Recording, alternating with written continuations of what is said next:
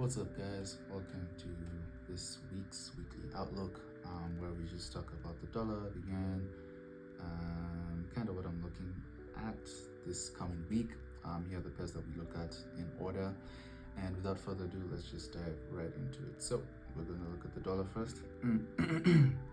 The dollar finally taking some major liquidity, which is exactly what I was looking for. I think I had marked this open. This was like the last bump in the road, so we took this out. And ever since, I've kind of been looking for sells. Honestly, I'd like to see how, because we're in a forward demand zone right here, I'd like to see how this demand zone holds, because this demand zone is currently in control. If it pushes price up, then we'll probably just continue going up and then look to take out this other liquidity point right here at 100.2.9. If I can just get a horizontal line and mark that out right now, this would be our next area of interest. Until then, we have taken out all the major liquidity, so I'm looking for some shorts, but we have to see what happens inside this demand zone. That will lead us into EURUSD. So for EURUSD, EURUSD, again, for those who have been here for a while, you know, EURUSD is entirely dependent on what the dollar index does. So as for this, I'm kind of looking to see how price interacts again with the supply zone. Do we break out? Do we create a now demand zone? Because this is our break of structure right here. So as long as we don't break this, I guess we're just going to continue shorting to the further downside, because the immediate the immediate order flow is obviously bearish. So I'll just be looking for further shorts, honestly. There's nothing really to the left of us that should stop us from continuing this order flow other than the fundamentals with the tariffs and everything. So that's going to be something to look forward to. But yeah, other than that, yeah, I'm just going to be looking for some shorts on this. If this holds, and depends on what the dollar index does, and that's the same thing with the GBPUSD. Probably be looking to enter positions on Tuesday, because right now we have to see, and it's similar to EURUSD. Again, I did mark out this liquidity line, which I do believe GBPUSD is going to hit, and I talked about this last week, and we just keep getting closer to it. And yeah, I'll probably look for some shorts on this. Probably look for a position like this, where we respect some of these highs, because we are respecting highs. So maybe something like this and push us back down till we eventually hit this point, actually, because if I was to frame my position, let this be the first position I kind of take. Right, I'd be looking for something like this. Probably put a stop loss there and just target this liquidity. And yeah, you get a pretty high risk to reward here if we just continue targeting the low. Obviously that may take a while, it's not moving that fast, but just based on order flow, I think that's a great position that you can look for on GBPUSD, because I do believe we're gonna have to take out this low before any kind of reversal. As you can see, we're kind of in a range. Oh yeah, we're kind of in a range. Look, prices jumped out of here before, same thing here, and I see no different. We're setting lower lows. So yeah, GBPUSD shorts I'm kind of favoring more than EURUSD, although the euro is kind of weaker than the pound right now. So but yeah, those are kind of the positions I'm looking at. And then the final, not the final one, we still have USD CAD. I talked about this last week. So USD CAD, I had a long position. I drew out some 1 hour demand, which took pretty much all week before it actually moved. So it consolidated, bro, from like Monday till Thursday. And then Thursday afternoon, I don't even know what news this was, it just kind of skyrocketed, so I never really had a chance to enter. This was definitely a news impulse, so I'd like to see price probably come back down into this area of consolidation. We have the monthly and monthly open as strong support. So yeah, until then, no, I don't think I'm going to be looking for any positions on USD CAD. I think NZD, USD, yeah, just kind of continue. It didn't really quite touch our 4 hour supply that I marked out last week, but yeah, just following the Kikuyu in me, bro. Following a 4 hour order flow to the bottom. Probably look for some shorts from the 3 monthly open. Guys, look how strong these areas can be. So yeah, if price can retrace back into the monthly and 3 monthly open, then I'll just look for a new low, because guys, the dollar has been strong for a while now. obviously go to a lower time frame for confirmation, and I'll probably have a tighter stop loss, because if you think about it, you go down to like the 30 minute, I'm just going to delete that, and if price does come anywhere near here, probably mark this entire point as like your demand zone, this little buyer before the sell, which I don't even think we'll reach. We'll probably start selling off from the supply zone. So yeah, actually let me not even mark anything out. Let's just see what the dollar does before we look for positions. But if you're looking for shorts on this, shorts look amazing. New Zealand just obviously lowered the interest rates. I covered it in the trade breakdown. You can watch it.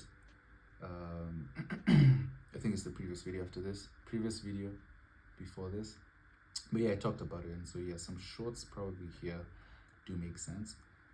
Shorts here also do make sense. So this is some interesting supply zones that we can expect price to interact with. I'd at least set my stop loss here. If I was to enter here, if I was to enter around this area, I would have my stop loss at least here, but I think you get the higher probability entry from here. So yeah, that's gonna be it on NZD/USD. Let's start talking about Aussie pairs. So the Aussie got hit really hard, right? It got hit really hard with the tariff talk, I believe. And so yeah, we're kind of just melting to the downside. However, that does create interesting opportunities for us for going long, because I'm still fundamentally bullish on the Australian dollar. Like the data has just been really good. So I'm still looking for some upside. This is probably just a really good pullback.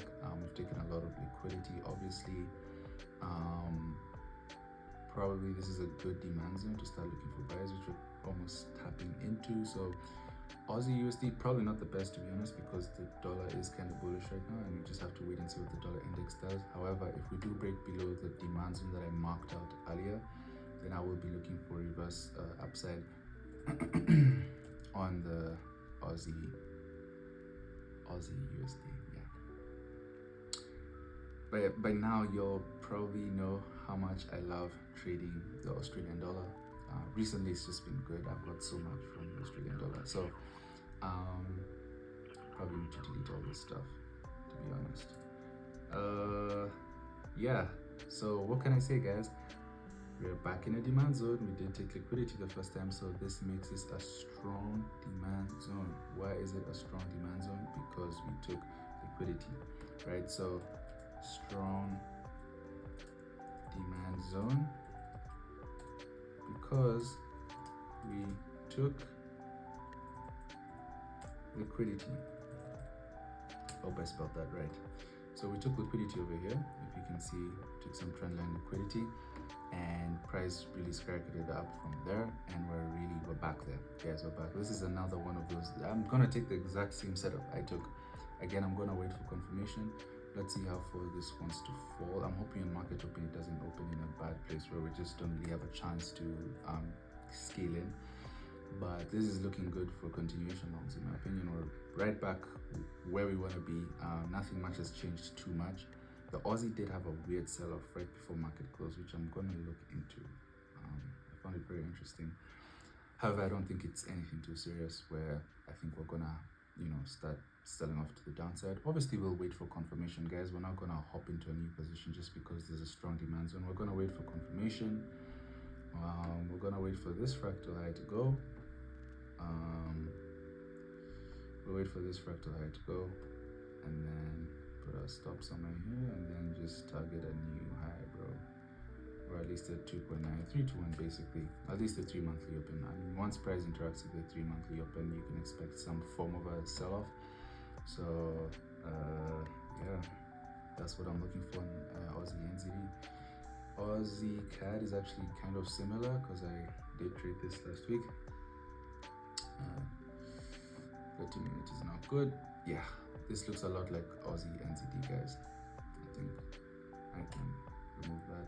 Now the demand zone here is not that strong because it's kind of a bump in the road demand zone. There are probably stronger demand zones down here. Obviously here the yearly open, that's the best, but I don't think the Canadian dollar is that strong to where we're going to see a full-on reversal. So for me, I'll be looking for kind of the same thing on Aussie NZD, where I'll look for some form of retracement on the lower time frame. Obviously I don't want to keep going to the lower time frame because this video is going to be too long.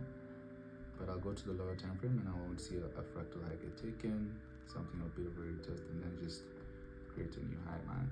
Because yeah, there's still, I don't think too much has changed where I think that we're obviously just gonna sell off, but I'll wait for confirmation as always. So I'm looking for longs, but I'm in no rush to take longs. We always wait for confirmation around here.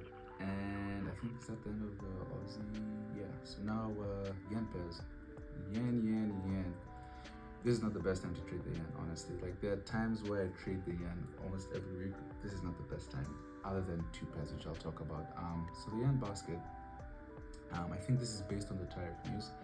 So you all know when there's tariff news, it's kind of a risk-off sentiment. So safe havens like gold and the yen and the Swiss franc, bonds, yields, even the US dollar, sometimes they go up because they just go up because it's kind of a risk-off sentiment, which is when, you know, people run to, you know, safe haven currencies. You can look that up, safe haven currencies. Those are pretty, I've mentioned all of them, right? That's kind of to like protect the money, because when you're in a risk-on sentiment, and risk-on sentiment is basically when economies are running generally smoothly, there's no wars or anything. But once there's tariff wars, because that's what's happening now, because Trump once again decided to threaten with some tariffs, that's when you'll start seeing stuff like this. But the yen basket is just so bearish, man. Like, it's just so bearish, bro. Like, this is, I mean, since April, bro. Since April, it's been selling off. So it's, I've tried calling the bottom so many times. I tried calling the bottom here. It just never works out. So I'm not convinced. I'm just generally not convinced. Obviously, we've built a lot of liquidity over here, but I'm not convinced the yen is ready to start buying. So no, I actually will not be looking for many positions on the yen, because it's conflicting. There's a lot of conflicting data we have here. But the pairs I may be interested in trading is Swiss yen. So Swiss yen is not too bad. Swiss yen, as you can see, we've come back into a demand zone here, and I'll mark it out because Swiss yen has been very good to us recently. Here our demand zone fails. So this is an example of demand zone fails. You don't trade, right? So we got no confirmation at all, and price just continued breaking down. So we can even delete that, and we can come to our this demand zone right here. We can rectangle. I don't know how to mark this. This is just a lot of, I'm just gonna mark the whole consolidation area. Yeah. So this is kind of your demand zone. So I'll be interested to see how price interacts with this demand zone. Probably go to the 15-minute for this and start to see a fractal break. So if we get a fractal break to the upside, maybe here, then I'd wait for a slight retracement, probably here, and look for a long.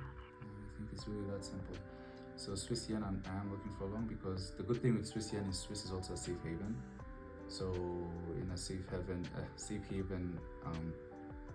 geopolitical situation, the Swiss is not gonna get as affected. One thing I won't trade is like something like an Aussie yen, because Aussie yen probably melted to the downside.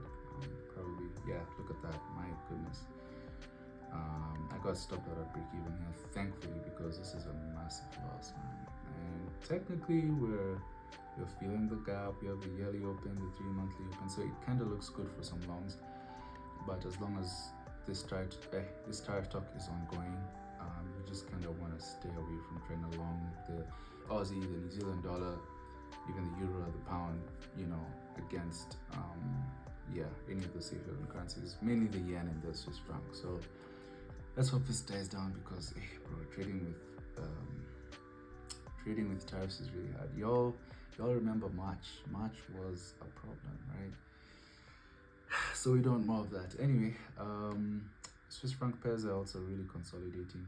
There's not much to see on the Swiss franc pairs, I'm not gonna lie to you. This is probably at a good point for, wow, that is crazy. So yeah, we obviously reached a strong area of support. We liquidated this low already, so you'd like to see price theoretically push up, but these impulses down, like, this is all news. So again, I'll wait for confirmation. I don't like trading the Franc Pairs that much because they're just really, yeah, they're really not appetizing at all. If you look at them, they're not great, man.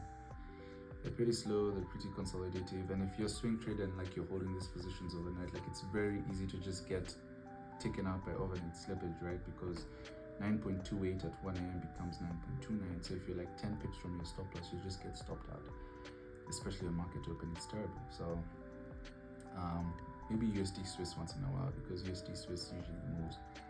Yeah, so USD Swiss, it kind of looks like an actual chart, but then again, it just really resembles the dollar index, right? This is the dollar index. If I open the dollar index right here, it's literally the dollar index to a T. If I open this on the 4 hour, bro, look, what do you see? What do you see? It's the same chart. It's the same chart. So took some liquidity here, some nice price action, but I probably look for some longs around this area. It does depend what the dollar index does, obviously. So yeah, USD Swiss is probably the only tradable Swiss franc pair right now. The others do not look that great. I'm not even going to waste your time going through all of them. You can see for yourself the price action is not good. Let's go to the Euro pairs. Let's start with Euro-Aussie. Euro-Aussie, I'm looking for some shorts, I think. Yeah, so this is the news impulse. I don't think this is going to hold. We have taken out this liquidity. I'd love if we take out this liquidity, because if we take this out, then I'll definitely be looking for some shorts again, because I do believe the Australian dollar is going to continue to be strong, and I don't think whatever the hell happened on Friday night is going to change that. So however, if I do change my mind, I'll update to you guys on the group. Of course, Euro NZD, I'm looking for longs for sure. I don't know if this is real. I don't know if this actually happened, right? Because my market closed here, so I don't know, man. I don't know if this has actually happened, because my market's showing me closed over here, but I was looking for longs anyway. Took some nice liquidity here. This was beautiful price action. So yeah, Euro NZD was looking good for longs. Euro CAD, have I looked at Euro CAD? I was looking at shorts here. Is it longs? Yeah, longs as well. So obviously, look at the trend line. We're just trending upwards. So maybe a small pullback will give us a nice chance to get a nice a good trade. I think we can. This is definitely a good trade. It's an equal low, so we didn't take liquidity here, which kind of sucks. But I think we can at least get a. It's gonna be tough to get a 2-to-1, but it's a good trade. Obviously, once price hits the monthly and 3 monthly open, I'll be setting a break-even order, because yeah, price could just very much, we did kind of break structure here, so we could kind of reverse. So yeah, just take care on that. That's my advice if you want to trade Euro CAD. Euro pound, I took a loss on this last week actually. I stopped it earlier. Once we kind of started breaking over here, I'm like, yeah, this is not going well. And then we kind of rejected the weekly open. So it does look good for more shorts, but at the same time, the higher time frame is giving us, is saying we're looking good for longs, right? So yeah, I'd say some shorts are on the table. I'd look for shorts, but yeah, I'm not too sure. I don't think there are better trades. I won't be trading Euro pound, but if anything, I'll be looking shorts, because the order flow is obviously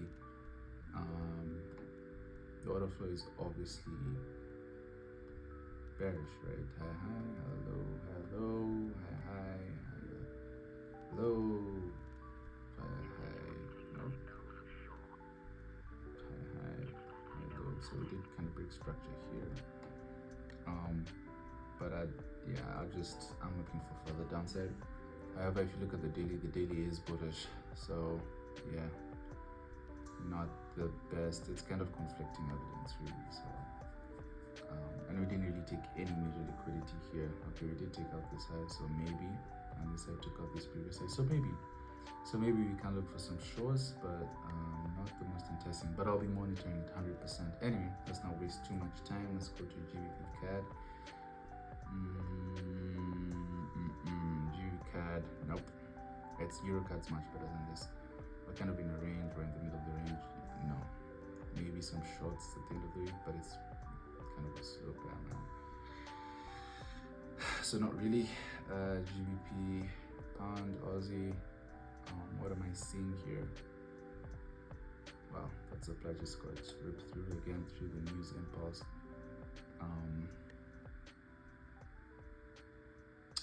Pound, Aussie. Yeah, this is a news impulse, so I don't really. We kind of. I mean, it looks like we took off from the yearly open, but this is just news. It's not. Price is not reacting to the yearly open. Look how slow price is, guys. Like, it took us from September 25th to get from here to here, and then in like one tariff threat, like we just, you know, you get what I'm trying to say. So yeah, I'm not gonna be. I want to see what price does. I'd like to see it at least come back down. I'll probably look for some shorts. Honestly, some shorts are probably on the table. It's just a really slow pair. But I'd look for some shorts because I don't think whatever is going on there is gonna hold. I don't think whatever happened with the Aussie, I'll update you guys during the week, but I don't think whatever happened should cause that kind of a reaction. That's crazy, bro. Lastly, GBP NZD took a W on this here, and price just came back and did the same thing here. Nothing interesting. Just wait for price to come back into this demand zone and continue to look for continuation longs because the New Zealand dollar is weak, the pound is a bit stronger. And yeah, that's kind of the end of our currency pairs. Let's look for gold.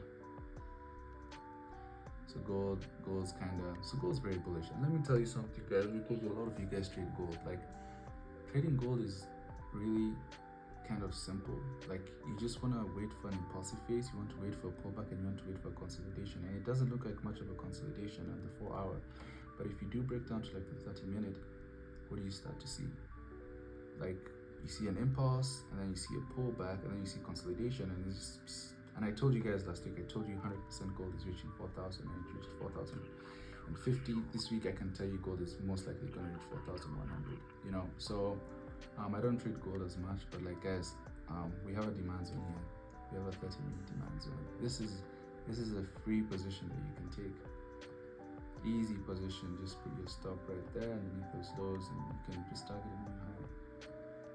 Like, that's an easy 2-to-1 that you can take. Now it's a bit too late to trick it because I don't know if price is gonna come back here, but that's kind of how you have to trade gold, especially if you're a day trader. Like, wait for the pullback, wait for a break of structure. This would be a break of structure right here.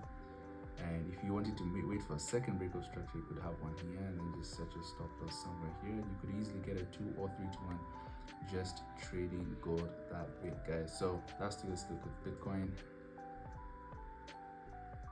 So Bitcoin, very interesting, you guys.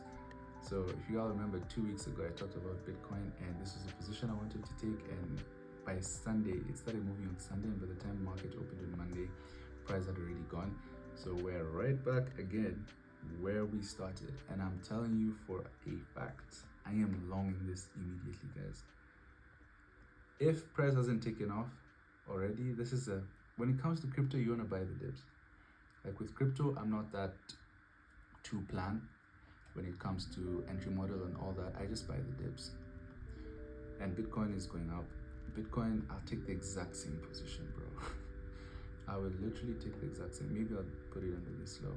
It's the same. I'll take the same position, and I'll target. I can even target a 4-to-1. Or if I wanted to play it safe, I'll do something like this. I'll target a 3-to-1. I'll put my stop there, and I'd enter here and I'd long this to the moon, because when it comes to crypto, guys, you just gotta do it like that, bro. I can't even lie. So yeah, that'll be the weekly outlook. I know this one's a bit longer, but yeah, man, that's the weekly outlook for the week. I wish you